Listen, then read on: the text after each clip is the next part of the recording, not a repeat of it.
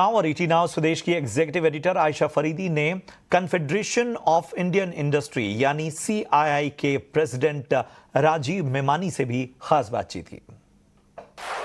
Tell me, what are investors saying about globally when it comes to investing in India right now? I think there is some amount of global uncertainty, as all of us know, because of geopolitics and the You're putting it very lightly. Some amount of uncertainty. and the impact on supply chains. So I think every country trying to build their own resilience. I think in that context, I would say the Indian narrative has come out very strongly. For a few reasons. One is obviously the macroeconomic numbers stand out. So when you tell someone that these are the growth numbers, India is looking at 7.5% growth relative to what's there in other parts of the world, the future growth. I think it's very positive. The second is the reforms that the government is carrying out. I think that's also been extremely positive, and I think also the reform journey is continuing. And third is, we are seeing a reindustrialization of India. So the opportunities in manufacturing that are coming up, the schemes that the government, the incentive, PLI and other schemes that the government is doing, that's great. And in Davos, nothing is incomplete without AI. So I think even on AI, I think what India is doing, on the various layers that India is operating at, the India Stack, Sovereign AI. So I think there is a fair amount, in various sectors, there's a fair amount of interest in India.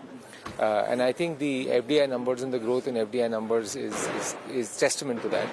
Now, how investors will always have some questions, and whether there are questions around when the trade deal will happen, especially if they're looking at manufacturing or using India as a supply chain hub, understanding what India is doing on ease of doing business, and I think the simplification that has happened in the last 2 years, plus the intent that the state governments are showing for even faster simplification, I think that's also fantastic.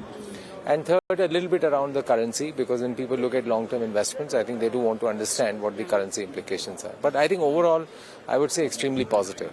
But tell me, is India sort of structurally benefiting from the realignment that we're seeing in global supply chains, globally, not just in India? Yeah, I would say there is definitely some benefit. I don't know whether we have captured fully that benefit or not, that time will tell, but definitely, as countries are wanting to deal now with countries where they are comfortable with.